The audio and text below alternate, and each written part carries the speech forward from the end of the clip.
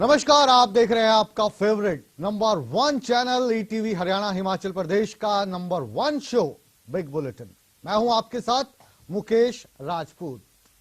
अब की बात 50 दिन की बात है। जी हां, एक से ज्यादा हफ्ता बीत गया है, 9 दिन हो गए हैं, लेकिन प्रधानमंत्री जी कह रहे हैं कि 50 दिन का जो टाइम है वो तो उन्हें मिलना ही चाहिए। नोट की चोट का जख्म अभी हमें मिटता नजर नहीं आ रहा है।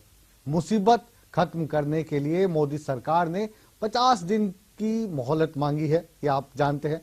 लेकिन ये जो 50 दिन होंगे, इनमें आम आदमी के हालात क्या होंगे, आम आदमियों को किन परेशानियों से जूझना पड़ सकता है, इसका अंदाजा तो आपको 9 दिन में ही लग गया होगा।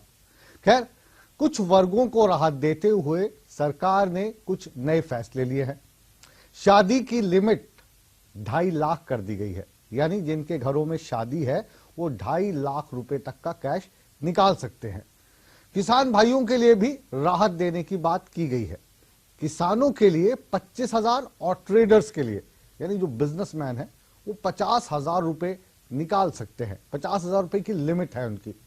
सरकार के इस फैसले से कई वर्गों को बेशक थोड़ी सी राहत मिल रही हो, लेकिन उस तबके का क्या होगा जिसके पैसों की वजह से, या यूं कहिए कि पैसे होते हुए भी जो नई करेंसी है वो ना होने के कारण रोजमर्रा की जिंदगी, जिसकी पंजाबी में कहें तो झंड हो गई है। आज उस तबके की बात करेंगे। सरकार की जो मुश्किलात है उनको समझेंगे। इस कदम को पूरा देश इसकी सराहना कर रहा है, उसके पीछे की वजह हम जानने की कोशिश करेंगे। और विपक्ष के कुछ गुट क्यों हाय हाय करते हुए सड़कों पर बैठ गए हैं, धरना दे रहे हैं, वो भी जानने की कोशिश करेंगे। इन सभी मुद्दों पर बातचीत होगी, क्योंकि यह है आपका पसंदीदा नंबर 1 शो बिग बुलेटिन। और हम बिग डिबेट शुरू करें उससे पहले हमेशा की तरह देखिए हमारी ये खास रिपोर्ट।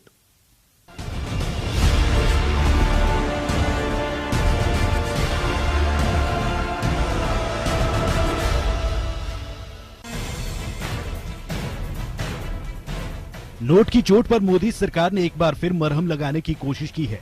लोगों की मुसीबत को देखते हुए गुरुवार को सरकार ने 3 बड़े ऐलान किए। शादी के इस मौसम में सरकार ने दुल्हन का दर्द कम करने की कोशिश की है, यानी शुक्रवार से शादी का कार्ड दिखाकर 2.5 लाख रुपए तक निकाले जा सकेंगे। Marriage for wedding ceremonies which are going on up to 2.5 lakh rupees will be permitted to be drawn from the bank account. सरकार का दूसरा बड़ा ऐलान किसानों के लिए है। अब किसान एक हफ्ते में 25,000 रुपए तक निकाल सकते हैं। वहीं कृषि के रजिस्टर्ड ट्रेडर्स के लिए ये लिमिट 50,000 रुपए रखी गई है।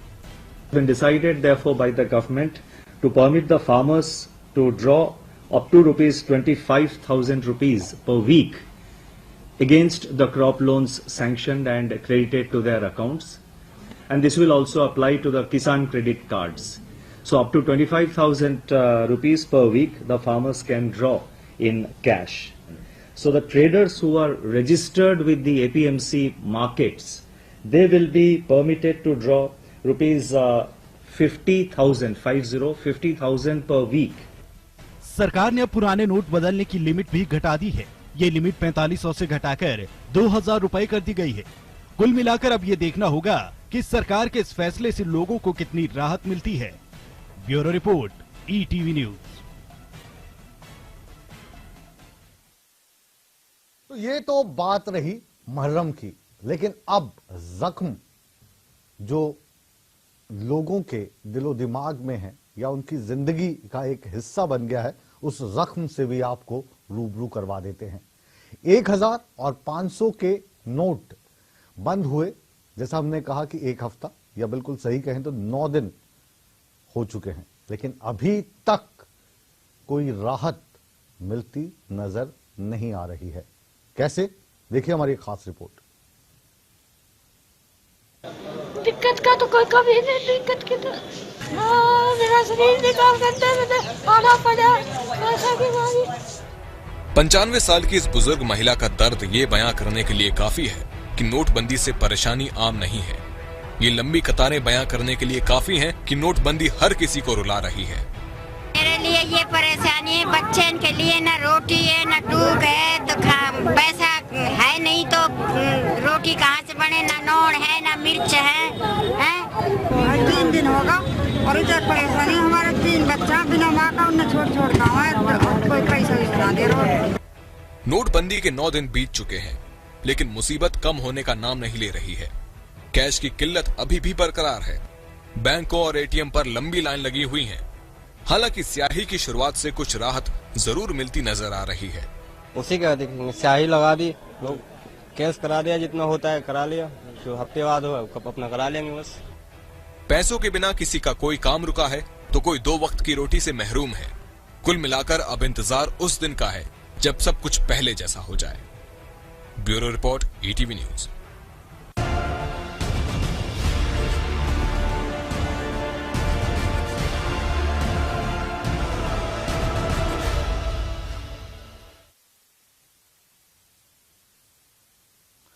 तो ये 2 स्पेशल रिपोर्ट्स हमने आपको दिखाई, जिसके जरिए हमने खुद समझा और आपको समझाने की कोशिश की कि 9 दिन के बाद नोटबंदी जो हुई है उसका असर हमारे देश में हो क्या रहा है।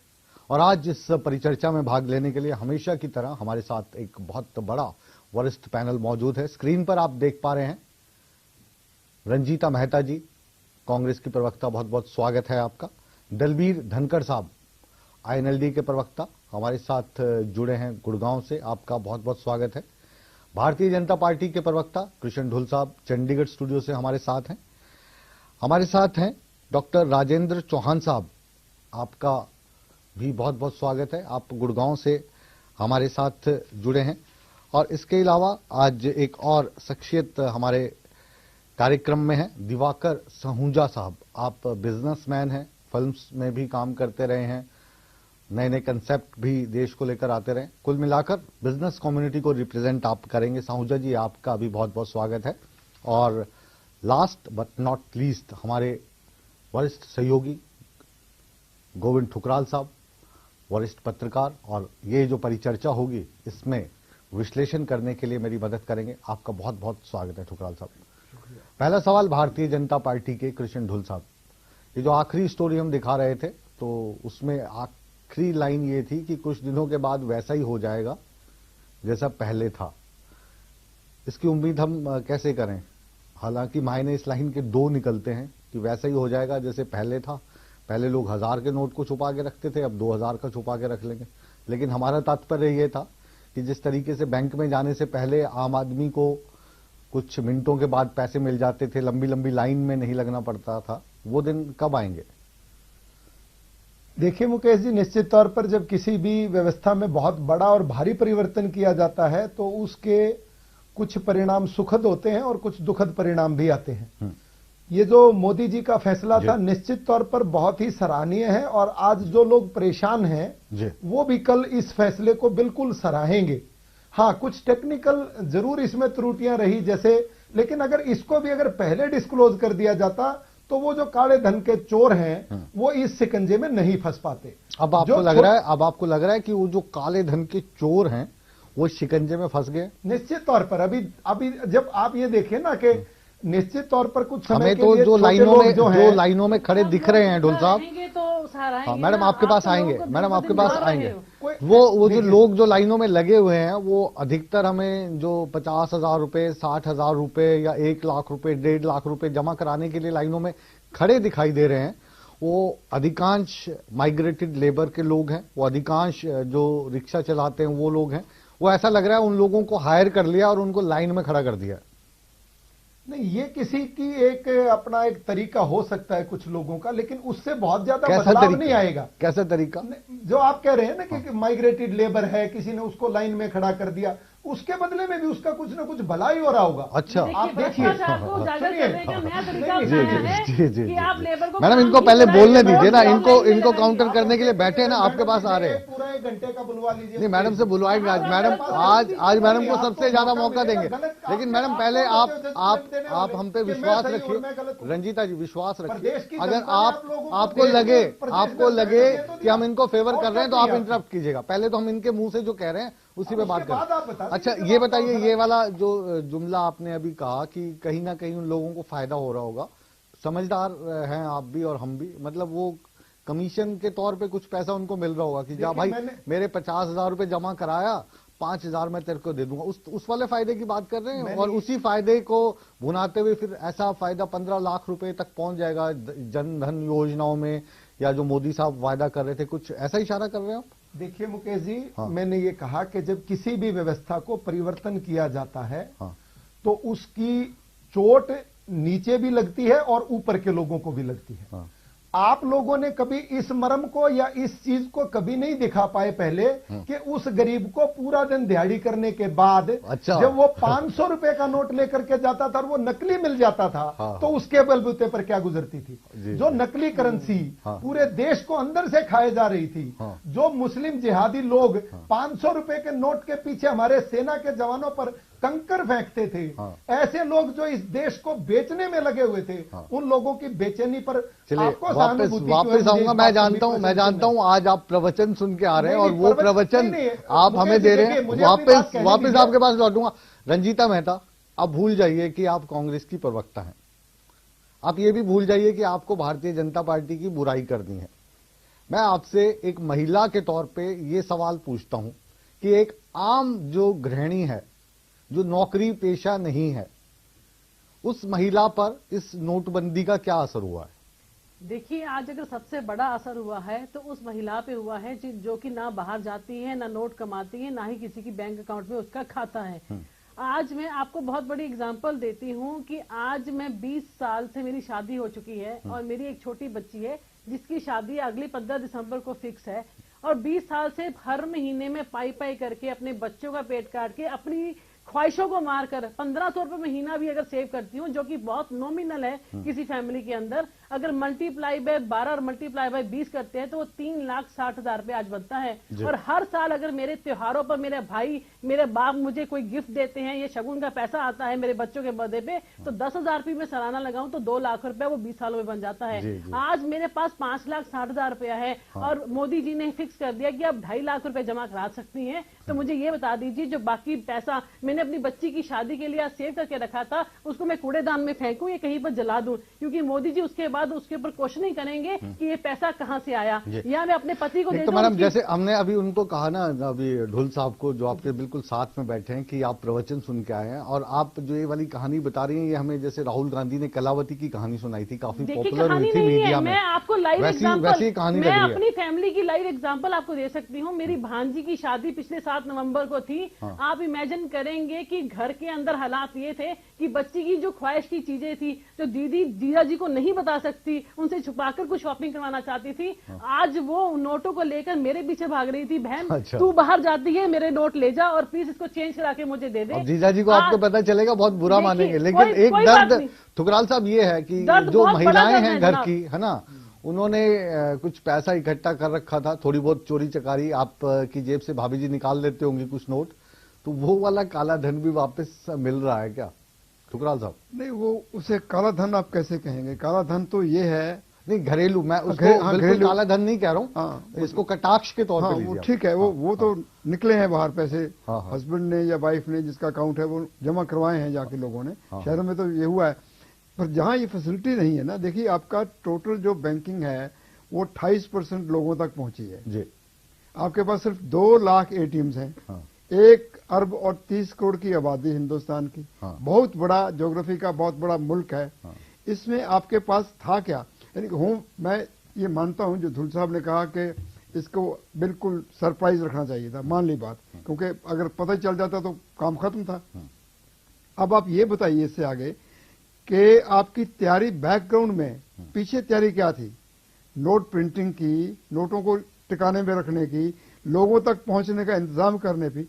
आर्मी मूव करती है, 2 लाख 4 लाख सोल्जर मूव करती है, उसके पास उसका कितना लॉजिस्टिक्स काम किया होता है, तब जाके मूव करती है, वो भी छुपा के रख लेती है। आर्मी की बहुत बड़ा सवाल आपने उठाया कि ये मूवमेंट देखिए है, इसके कोई खिलाफ नहीं है, लेकिन जिस सिस्टम के तहत आप या कहें कि बिना सिस्टम के लागू कर दी गई, उसे लेकर सवाल उठ रहे। अर्थशास्त्री हमारे साथ है। नहीं, एक मिनट दीजिए मुझे। उसमें आप देखिए कि आपके पास 500 लाख करोड़ रुपया है जो आपका सर्कुलेशन में है। जी।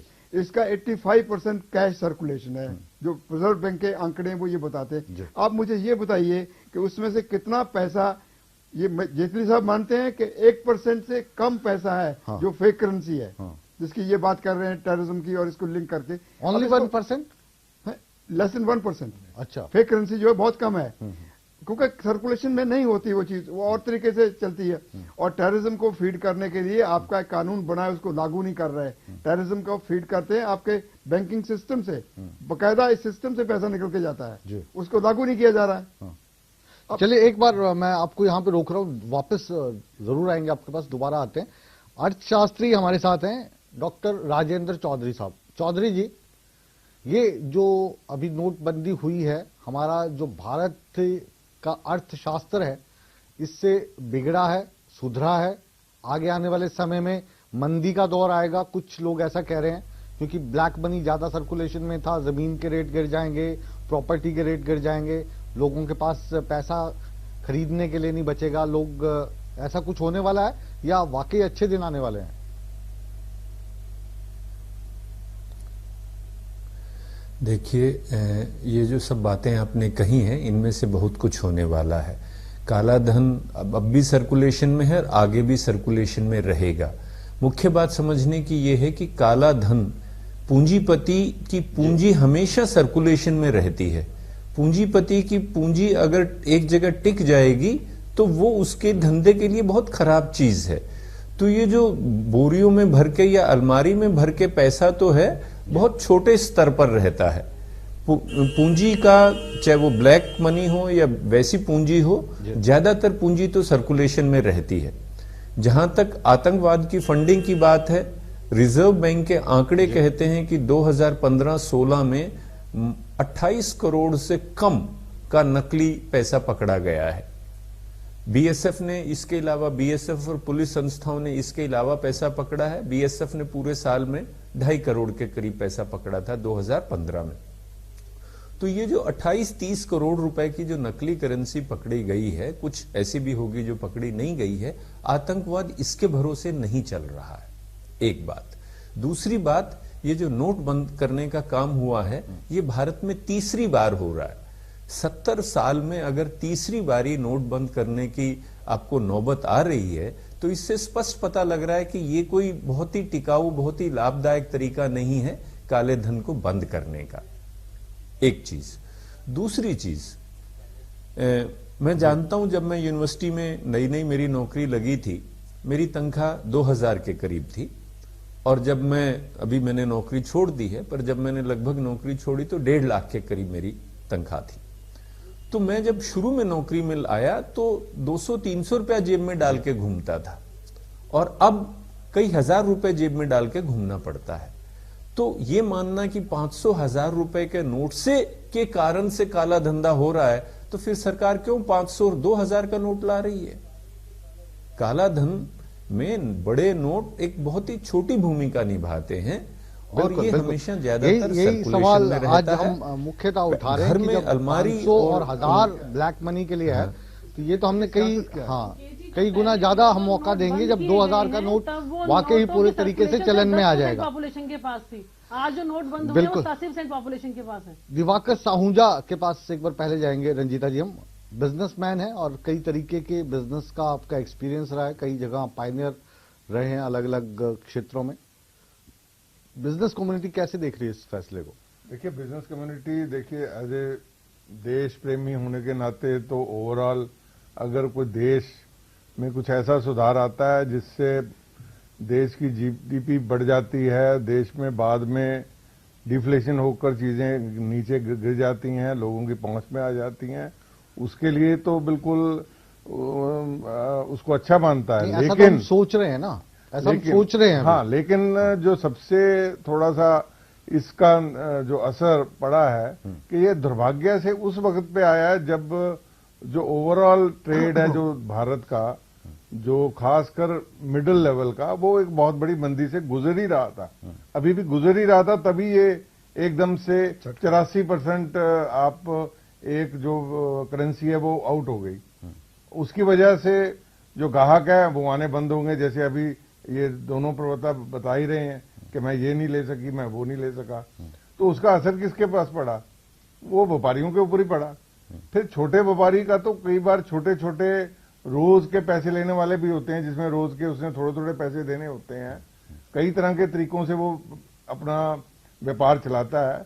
हमें उम्मीद है कि शायद जैसे इन्होंने अभी क्या कहते हैं किसानों के लिए कुछ करने की कोशिश की है, इनको चाहिए कम से कम उन व्यापारियों का जो लोग सेल टैक्स से वैट से रजिस्टर्ड हैं, जिनके टर्नओवर हैं, उसको देखते हुए उनकी भी जो सीमा है निकालने की हफ्ते की वो भी बढ़ाएं और थोड़ा सा इसको जल्दी करें। ये जो 2-2 हजार के नोट हैं ये वर्केबल नहीं है।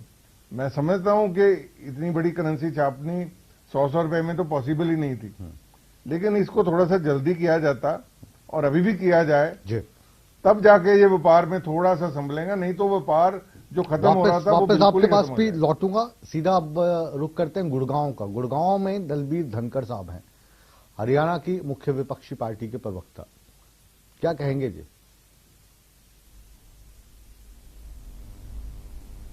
जी सर, धन्यवाद। चौहान साहब, सबसे पहले तो मैं ये बताना चाहूंगा, ढोल साहब ने कहा नकली नोट और काला धन, दो बातों का बातें करी। नकली नोट, ये क्या गारंटी है सरकार की कि 2000 रुपए का नहीं छपेगा? नंबर एक। काला धन, काला धन ये किस तरह से मानते हैं? बहन बेटियां, माताएं बहनें, ये जो घर में पैसा बचत का रखती हैं वो सेविंग है उनकी, वो काला धन नहीं है। आज वो लाइन में लगा दी इन्होंने। एक समस्या देश में चल गई है। हमारी पार्टी ने सबसे पहले, ढोल साहब मैं आपको बताना चाहूंगा, आप कह रहे बढ़ाई नहीं करते, आपकी बढ़ाई की थी, हम फिर वही बात कर रहे हैं, रास्ता गलत है। आपने जो काम किया छुपा के किया, कोई दिक्कत नहीं है, परंतु व्यवस्था आपने बनानी चाहिए थी, लोगों को तकलीफ नहीं होनी चाहिए थी। आप जो भी व्यवस्था लेके आते हैं उसमें मौतें क्यों होती हैं? 45 मौतें आज हो चुकी हैं, जिसमें 5 बच्चे हैं। किसान आत्महत्या कर रहे हैं, मतलब बहुत सारी समस्या। आप जो भी व्यवस्था लेके आए हैं प्रदेश में, देश में, उसमें मौतें क्यों हो रही हैं? एक बड़ा मुद्दा है। काला धन आम आदमी के पास नहीं है, ये आपको पता लग गया होगा। लाइन में जो लोग लगे उनके पास काला धन नहीं है। उसको काला धन कैसे मानते हो? तो आपने देखना है, नकली करेंसी रोकना सरकार का काम है, जनता का काम नहीं है। नकली करेंसी आप रोकिए। 2000 रुपए का नोट नहीं लाना चाहिए था, 1000 और 500 रुपए के ही नोट किसी और कलर में नए नोट लाके रिकॉल कर सकते थे, तो उसमें नकली करेंसी रोकने का रास्ता था। मैं तो आपसे एक बात पूछना चाहूंगा ढोल साहब, क्या आप कभी लाइन में लग के नोट बदले आपने? अगर आप कहो मैं चंडीगढ़ आ जाता हूं या आप गुड़गांव आ जाइए, कल हम अपने पैसे थोड़े से बदलवाएंगे, हमें जरूरत हो पैसे की, कितने घंटे में नंबर हमारा आएगा? व्यवस्था हमारी चरमरा गई है, इसमें कोई शक नहीं।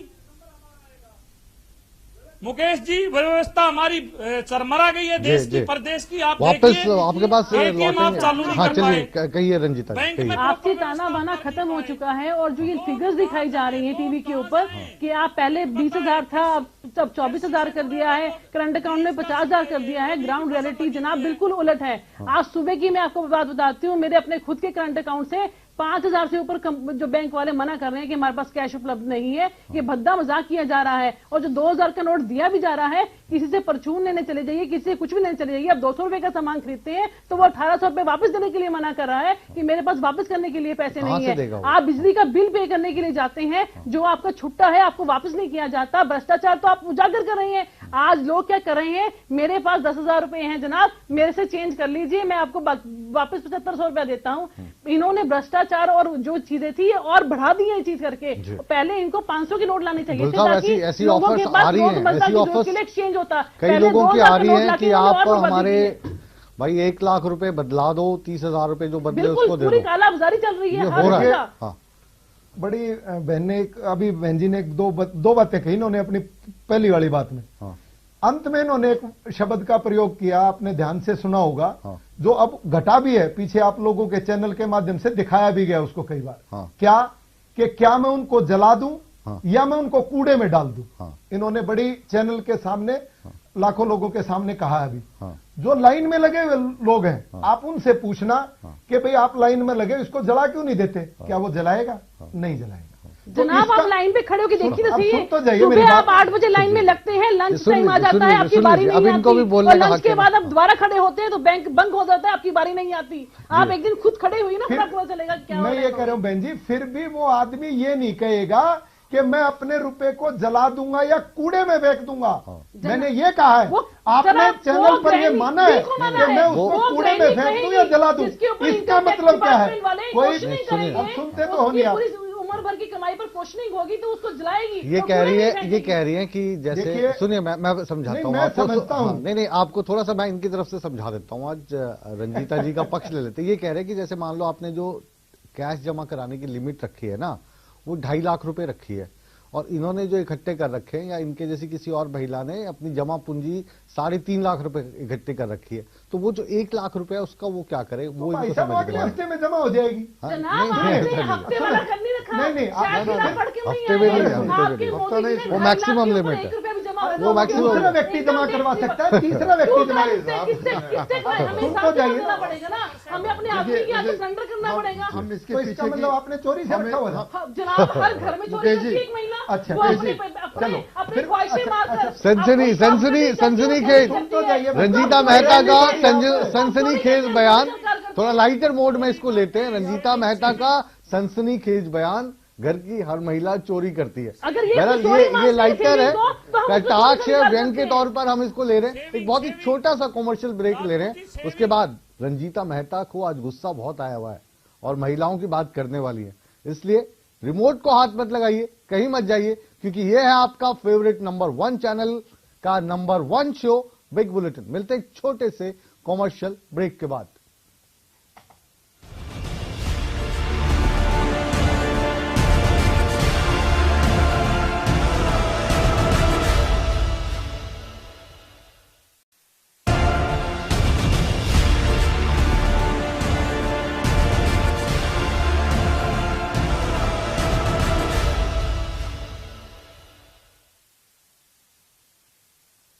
ब्रेक के बाद आप सभी दर्शकों का एक बार फिर स्वागत है। आप देख रहे हैं ईटीवी हरियाणा हिमाचल प्रदेश का नंबर 1 शो बिग बुलेटिन, और बिग बुलेटिन में आज बात हो रही है आप सबसे जुड़ी हुई, क्योंकि आप सब इस वक्त कतार में हैं। कोई किसी बैंक के एटीएम की कतार में है तो कोई बैंक काउंटर की कतार में है, और कल के लिए प्लान बना रहे होंगे कि कल सुबह सुबह कौन जाएगा एटीएम की लाइन में, कौन लगेगा। यानी सभी को काम दे दिया मोदी साहब ने, पूरा इंडिया लाइन में है। ढुल साहब ठीक कह रहे हैं? नहीं मुकेश, देखिए जैसे मैंने माना है और हम लोग मानते भी हैं कि जिस इतनी बड़ी 131 करोड़ लोगों के देश में अगर हम कुछ नया चीज का परिवर्तन करने का प्रयास करेंगे तो निश्चित तौर पर हम कुछ समय के लिए आलोचनाओं में रहेंगे। आपने आपके चैनल के माध्यम से भी, अन्य चैनल के माध्यमों से भी 9 दिन से ये जो प्रक्रिया चल रही है, इसमें आप जैसे लोगों ने अपनी टीम को भेज करके वहां लाइन में खड़े लोगों के इंटरव्यूज भी लिए हैं। उन्होंने इस चीज को दिल से माना है कि निश्चित तौर पर मैं परेशान हूं, लेकिन ये जो मोदी जी का कदम है वो देश के लिए बहुत अच्छा है। मुझे परेशानी हो रही है लेकिन देश के लिए अच्छा है। ये आम आदमी की अंदर से आवाज आ रही है। और लाइन में तो आप अगर देखेंगे तो थोड़ा सा पीछे चले जाएं, हम लोग सिलेंडर के लिए भी लाइन में लगते थे, बहुत बहुत देरों तक लाइन में लगते थे, उस दौर से निकले हैं। तो निश्चित तौर पर दौर बदल रहा है। और जो नकली करेंसी, जो काला धन अभी तक आया नहीं है मार्केट से बाहर, निकलेगा, क्योंकि अभी तो आम रोजमर्रा के जो लोग हैं। और मैं एक चीज और मैं बताऊं आपको मुकेश, के मात्र 2700 लोगों, आरबीआई की रिपोर्ट के अनुसार 2700 लोग जो हैं वो हमारे देश का 87% धन जो है वो उपयोग करते हैं, मात्र 2700 लोग। तो जो बचे हुए लोग हैं जो 13% में आते हैं, निश्चित तौर पर उनकी जरूरत की समस्याओं को प्रतिपूर्ति होने में 2-4-5 दिन का समय लगेगा। तो और जो नए नोट आ रहे हैं लोगों को चिन्हित करके आपकी सरकार उनके लिए कार्रवाई क्यों वो भी करे? सुनिए, निश्चित तौर पर उन पर भी गाज गिरेगी, लोगों को जो उनको परेशान भी कर पकड़ा दिया जाएगा। आपने 2700 लोगों के लिए, इस चीज की सराहना कोई कैसे करे? आप उन 2700 को टारगेट करते, कोई कुछ बोलता मैंने ये कहा उनको भी, वो ऑटोमेटिकली टारगेट होंगे, वो भी आएंगे। और उनके माध्यम से उन 2700 ने किन 27,000 और लोगों को अपने साथ जोड़ा हुआ है उनको भी पकड़ा जाएगा। और उसके बाद जो अगला स्टेप आएगा मोदी जी का, जो अभी उन्होंने 50 दिन का आप लोगों से समय मांगा है, उसमें भूमि जिन जिन लोगों के नाम बेनामी संपत्तियां हैं उनको भी पकड़ा चंडीगढ़ के जाएगा। बाद सीधा रोहतक चल रहे हैं, हरियाणा का दिल रोहतक। अर्थशास्त्री हमारे साथ मौजूद हैं, डॉक्टर राजेंद्र चौधरी साहब। चौधरी साहब, ये कह रहे हैं जी सबका नंबर लगेगा, कोई नहीं बचेगा, ऐसा जाल बिछाया है मोदी साहब ने कि अब अच्छे दिन आने में बस चंद ही रोज बचे हैं।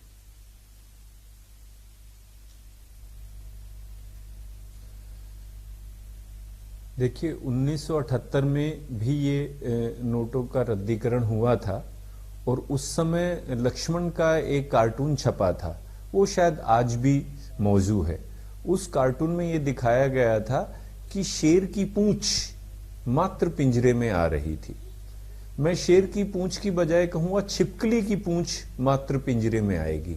छिपकली की ये खासियत है कि पूंछ खत्म भी हो जाए तो भी वो जीवित रह सकती है। इतना भर आटे में नमक के बराबर थोड़ा बहुत छोटे स्तर के लोगों के काले धन पर, थोड़ा छोटे स्तर के भ्रष्टाचारियों पर इसका असर पड़ेगा। जो बड़े स्तर के भ्रष्टाचारी, हाँ, राजनीतिक पार्टियों की अगले चुनाव में के तैयारी पर असर पड़ सकता है, परंतु बुनियादी तौर पर भ्रष्टाचार और काले धन के धंधे पर इसका असर नहीं पड़ेगा। मैं इसके संदर्भ में 2 उदाहरण देना चाहूंगा। भारत में जो विदेशी निवेश के तौर पर पैसा आ रहा है, इस एग्जाम्पल लगभग से हम आपके सहमत हैं। कई बार छिपकली पकड़ने की कोशिश हम बचपन में करते थे ठुकराल साहब, और छिपकली पकड़ में नहीं आती थी, उसकी पूंछ हमारे हाथ में रह जाती थी और छिपकली फिर दीवार पे चढ़ जाती थी।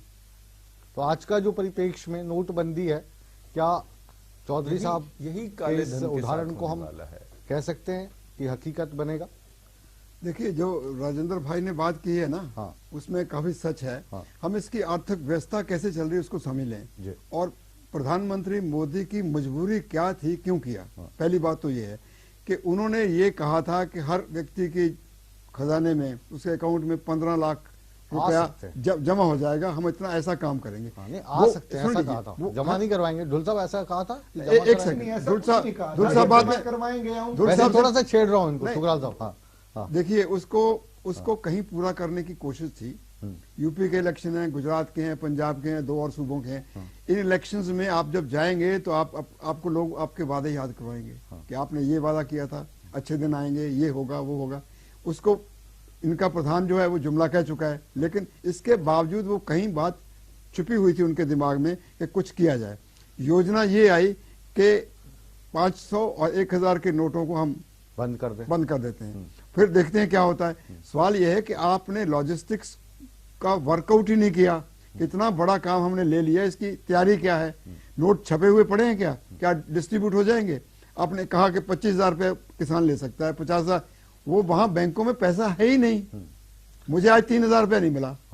ना एटीएम में पैसे थे, ना उनके पास चेक पेश किया। कौन से शहर की बात कर रहे हैं? मैं चंडीगढ़ की पंचकूला की IDBI ब्रांच की बात कर रहा हूँ। तो जब चंडीगढ़ में, पंचकुला में IDBI बैंक में, अब सुन लीजिए, इसके पीछे साहब को देने के लिए 3,000 रुपए नहीं है, तो बाकी देश के या प्रदेश के हालात क्या होंगे, ये और समझने की कोशिश करते हैं। बिजनेसमैन हमारे साथ है। एक सेकंड। इसमें आप ये देख लीजिए कि इसका टोटल क्या निकल के आएगा। जो 18 लाख करोड़ रुपया पड़ा हुआ है, उसमें से क्या निकल के आएगा, कैसे निकल के आएगा? उसमें से बहुत कम आएगा, क्योंकि सर्कुलेशन में होता ही नहीं पैसा। जो राजनीतिक पहलू है इसके पीछे, वो भी आपसे जानने की कोशिश करूंगा। लेकिन एक बार जो बिजनेसमैन है उनका इस पूरे के पूरे प्रकरण को लेकर क्या कहना है कि ठीक है जो हो रहा है, आपको फायदा होगा आने वाले समय में इसका? आजकल तो ग्राहक गुम है आपकी दुकान से। अब जी, तो मैं तो यही कह रहा था कि ये जो जितनी सरकारें हमारी इतने कई सालों से आ रही हैं, और अभी जो भाजपा है जिसको हम व्यापारियों की पार्टी भी मानते रहे हैं, उनको बड़ा थोड़ा सा लगता है कि उनको व्यापारियों की चिंता जितनी होनी चाहिए थी उतनी नहीं है। काश ये लाइनें जो हम तरस रहे हैं कई सालों से कि हमारी दुकानों के बाहर हो, उन लाइनों की तो अब किसी को चिंता नहीं है। उनको तो ऑनलाइन ने खा लिया है, या इन्फ्लेशन ने खा लिया है, या तरह तरह के जो बहुत ही पेचीदा हमारे टैक्स के स्ट्रक्चर्स हैं उन्होंने खा लिया है। और वो मिडिल क्लास के लेवल का ट्रेडर तो आज की डेट में हर साल नीचे को जा रहा है, उसकी भी चिंता करनी चाहिए। मेरे हिसाब से इनको तुरंत कोई ना कोई राहत अनाउंस करनी चाहिए, किसी भी रूप में करें, चाहे टैक्सेशन के रूप में करें या प्रोसीजर के रूप में करें या उनकी जो लिमिट्स हैं, क्योंकि देखिए उनके पास लाइनें तो क्या, एक ग्राहक भी नहीं आ रहा आज की डेट में, 70% बिजनेस रह गया। और ये छोटे दुकानदार हैं, जो बड़े बड़े मॉल्स आ गए हैं, जैसे पहले चंडीगढ़ के सेक्टर 17 की बात करें तो वहां पे बहुत भीड़ दिखाई देती थी, आजकल बिल्कुल खाली दिखाई पड़ता है। सभी लोग एलेंटे में चले जाते हैं जहां पर विश्व स्तरीय ब्रांड है। तो जो वहां के बिजनेसमैन थे या जिनकी छोटी दुकानें, छोटे शोरूम है, उनके बचने की कुछ है संभावना, या अभी तक तो कोई नजर बड़ी नहीं मछली है वो छोटी मछलियों को खा रही है? हालांकि इसने इस सारी व्यवस्था जो हुई है, इसने एक फायदा दिया है कि आम नागरिक को आज छोटे बनिए की जो पड़ोस की दुकान थी उसकी महत्वता का पता चला है। कैसे? उसने आज फिर भी उनको उधार दिया है, आज भी उसने उनको सामान पहुंचाया है। ये एक मौका है, मैं तो कहूंगा दुकानदारों को आज अपना दिखाने का कि हम कितना एक ग्राहक को क्या सेवा दे सकते हैं। बहुत बढ़िया बात आपने की और दिल को छूने वाली बात की है। जी रंजीता जी, आप बताइए। मुकेश जी, अगर आप पीछे गौर करेंगे कि ये जो मोदी जी ने सब कुछ किया है और ये पूरी सोच समझ के इन्होंने एक स्ट्रेटेजी के थ्रू किया है। जब 2014 मई में कांग्रेस की सरकार थी, तब तक लिमिट थी कि आप 75,000 US डॉलर से ज्यादा करेंसी बाहर नहीं भेज सकते। आप इसको जान के हैरान होंगे कि 135% इंक्रीज मोदी सरकार के आने के बाद हो चुका है। पहले उस राशि को 75,000 से बढ़ाकर 1.5 लाख किया गया और अब 2.5 लाख जो US डॉलर्स हैं आप देश से बाहर भेज सकते हैं। अगर आप वाकई किन कारणों से मैं बता रही हूँ कारण आपको, क्योंकि उनको ये स्ट्रेटजी पता थी कि मैं नोट चेंज करूंगा और कहीं ना कहीं अपने खुफिया तंत्र से अपने लोगों को पहले ही बात कन्वे कर दी गई थी कि अपना पैसा जितना बाहर भेज सकते हो भेज दो और जितना पैसा बैंक में डिपॉजिट कर सकते हो कर लो, कि मैं ये चीज करने वाला हूँ। मेरे पास प्रॉपर आंकड़े हैं। अगर पिछले 1 महीने की ट्रांजेक्शन आप पिछले सालों से कंपेरिजन करेंगे तो कई 100 लाख करोड़ ज्यादा जमा हुआ है और स्पेशली बीजेपी के जो अपने अकाउंट्स हैं उनके अंदर जमा हुआ। ये वाली बात बीजेपी के वर्करों को बता दी थी उन्होंने, है सर? वर्करों को बताई या नहीं बताई? जो इनके मेन अंबानी अंडानी हैं, जिन्होंने जियो जैसा एक चीज लॉन्च की कि पैसा अभी मैं लगा रहा हूं और आप पैसा 4 महीने के बाद मुझे देना, ये पूरी सोची समझी साजिश की। धनखड़ साहब काफी समय से इंतजार कर रहे हैं। धनखड़ साहब, क्योंकि इस बात में भी कोई दो राय नहीं, जैसा ढुल साहब कह रहे थे कि जो लाइन में खड़ा आम आदमी है, वो आम आदमी कह रहा है कि चाहे थोड़ा सा कष्ट झेलना पड़े, लेकिन मोदी साहब ने जो कदम उठाया है ये बिंदास है, इसकी मैं सराहना करता हूं। वहीं दूसरी तरफ मीडिया में ये खबरें भी आ रही हैं कि किसी का बच्चा बिना दवाई के मर गया, नोट नहीं बदला गया, कोई एटीएम पे खड़ा खड़ा चक्कर खा के गिर गया, किसी के बेटी की शादी थी, वो वहां पे दहेज के लिए जो तिलक है या सोना है वो नहीं खरीद पा रहा तो वो मर गया। तो आप जैसे मर गया वाले बता रहे थे, लेकिन सराहना भी तो हो रही है इस कदम की। धनखड़ जी। मुकेश जी, हमारी पार्टी ने भी इसकी सराहना की थी। सरकार ने सबसे पहले होमवर्क नहीं किया और जिस तरह का होमवर्क मेरे ढुल भाई साहब बता रहे हैं, कुल 27 व्यक्तियों के पास इस देश का पैसा है, तो उन 27 व्यक्तियों पर शिकंजा कस लेते, बाकी जनता को दुखी नहीं करते। बाकी एक मुद्दा आज आपने बहुत अच्छा उठाया, वो ये उठाया, चलो 2700 व्यक्ति बहुत ज्यादा नहीं है, उन्हीं पर शिकंजा कस लेते तो शायद पूरा देश बर्बाद नहीं होता, परेशान नहीं होता। और स्याही का सच मैं आज पूछना चाहता हूं मुकेश जी, ये पार्टी भारतीय जनता पार्टी स्याही के सच से बाहर कब निकलेगी?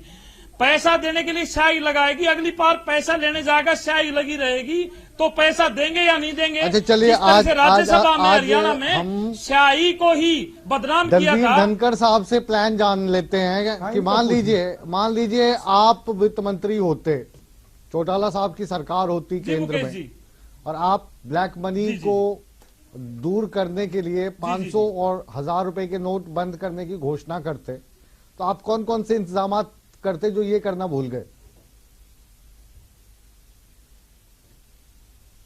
सर मुकेश जी, सबसे पहले तो जो करने की हमारी सोच है वो ये है, 1000 और 500 के नए नोट आते, सबसे पहले शिकंजा कसा जाता। फेक करेंसी जो ये कहते हैं बहुत ज्यादा घूम रही है, दूसरे देशों से आ रही है, 500 और 1000 के नोट के कलर बदल के सरकार जनता को मौका देती, आप अपने नोट बदलवा दिए, बैंक में रिकॉल करिए, रिकॉल कीजिए और बड़े नोट खत्म कीजिए।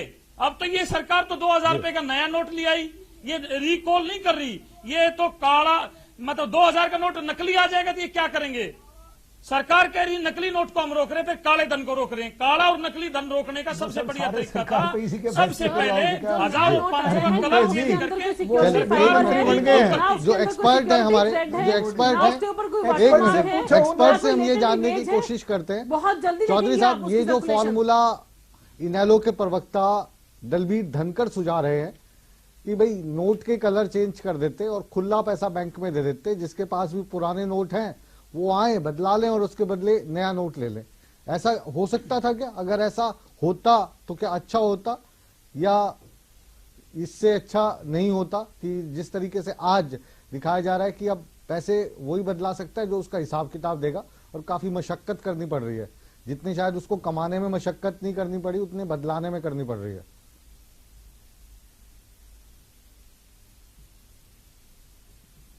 चौधरी साहब, चाहिए नकली करेंसी और काला धन। जहां तक नकली करेंसी की बात है तो जो दलबीर धनखड़ जी कह रहे हैं वो ठीक है, और वो भारत सरकार ने, रिजर्व बैंक ने पहले भी किया है। 2005 से पहले के जो छपे हुए नोट है जिनमें कम सिक्योरिटी फीचर्स होते थे वो 2013 में ऐसे ही रिकॉल किए गए थे, वो अब तक भी रिजर्व बैंक में जमा किए जा सकते हैं। तो जहां तक नकली नोटों की बात है तो जो कम सिक्योरिटी फीचर्स वाले हमारे नोट हैं उन्हें वास्तव में रिकॉल किया जाना चाहिए था, ना कि एक मुश्त बंद किया जाना चाहिए था। जहां तक ब्लैक मनी की बात है, 2 दिन पहले अखबारों में खबर छपी है, प्रशांत भूषण जी ने एक केस डाला है कि जो पकड़े गए हैं, जिनका सबूत मिला है इनकम टैक्स अधिकारियों को कि ये रिश्वत का पैसा गया है, उस पर भी कोई कार्रवाई नहीं हो रही है। तो काले धन पे रोक लगाने के लिए नोटों को बंद करना आवश्यक नहीं है। आपका जो टैक्सेशन का सिस्टम है, इनकम टैक्स और जो दूसरे इनडायरेक्ट टैक्स सिस्टम है, उसको मजबूत करने की जरूरत है, उसको लागू करने की जरूरत है। यहां तो खुलकर चीजें आती हैं। राडिया टेप्स आए थे जिसमें इवन टाटा जैसी कंपनी और दूसरी कई कंपनियों के बड़े बड़े नेता, ये छोटों की बात नहीं कर रहे हैं, लेन देन की बातें कर रहे थे, उस पर क्या कार्रवाई हुई? तो भ्रष्टाचार पे रोक लगाने के लिए और काला धन पे रोक लगाने के लिए बड़े नोटों को या 500, मैं नहीं समझता कि 500 का नोट आज की तारीख में बड़ा नोट है, उसे बंद करने की कोई जरूरत थी। लेना चाहूंगा, आपके पास भी आने की कोशिश करेंगे। ये जो पूरा मसला है किस तरीके से आप देख रहे हैं, किस तरीके से देश की जनता देख रही है? क्योंकि कुछ पाना है तो कुछ खोना तो पड़ता ही है, कभी कभी सुख पाने के लिए कष्ट भोगना पड़ता है। कष्ट सहने को तैयार है नतीजे अगर ठीक निकले तो। पहली चीज ये है कि सरकार ने जहां काला धन जनरेट होता है वो जो स्ट्रक्चर है टैक्सेशन का उसको कुछ सुधार नहीं किया। दूसरे नंबर पे जो काला धन जनरेट हो चुका है जिसके बारे में पनामा पेपर्स हैं, बाकी वीडियो रिकॉर्डिंग है, दूसरी रिकॉर्डिंग आ चुकी है, उनके ऊपर कोई एक्शन नहीं हुआ। सवाल है अगर सरकार के पास इतनी बड़ी तंत्र के बावजूद अगर इंफॉर्मेशन नहीं है कि किन लोगों के पास है तो सभी को रगड़ा लगा दो। 10 आदमी चोर हैं तो 90 को साथ में जेल में भेज दो। ये क्या किस किस्म की सोच है ये? मतलब सवाल यही है कि आपने एक बात और सुन लीजिए। इससे जो आर्थिक व्यवस्था पहले चरमरा रही थी, व्यापार भी खत्म था, प्रोडक्शन, आपका मैन्युफैक्चरिंग सेक्टर कहाँ चल रहा है? अच्छा, सरकार ने अपना खजाना खाली होते देखकर और जो पब्लिक सेक्टर के यूनिट से उनको बेचना शुरू कर दिया है। सरकार के अपने, क्योंकि ये मसला बड़ा है, पब्लिक सेक्टर और दूसरा आज की नोट का था। समय अब हमारे पास समाप्त हो गया। आप सभी मेहमानों से माफी चाहूंगा कि और कमेंट अब नहीं ले पाएंगे समय की कमी के कारण, लेकिन आप सभी जो बुद्धिजीवी हमारे बिग बुलेटिन की बिग डिबेट में आए, अपने विचार हमारे साथ साझा किया, आपका तहे दिल से हम आभार व्यक्त करते हैं और उम्मीद ये करते हैं कि आने वाले समय में ये जो कदम सरकार ने उठाया है इसमें नीयत सरकार की अच्छी बताते हैं। तो अच्छी नीयत है तो जाहिर है कि देश में अच्छे दिन आएंगे, लेकिन अगर कुछ पॉलिटिकल ड्रामा हुआ तो फिर भारतीय जनता पार्टी को आने वाले समय में, सरकार को इसके परिणाम भुगतने होंगे, क्योंकि आप जनता हैं, आप फैसला करते हैं। तो ये कदम अच्छा है बुरा है ये भी हम आज इस पर कोई फैसला नहीं लेते हैं, और इसका फैसला लेने के लिए आप अधिकृत हैं, ये फैसला हम आप पे ही छोड़ते हैं। लेकिन आप बिल्कुल रिमोट को छोड़ दीजिए, रिमोट को हाथ मत लगाइए, क्योंकि बिग बुलेटिन के बाद भी ईटीवी पर खबरों का सिलसिला बदस्तूर जारी है।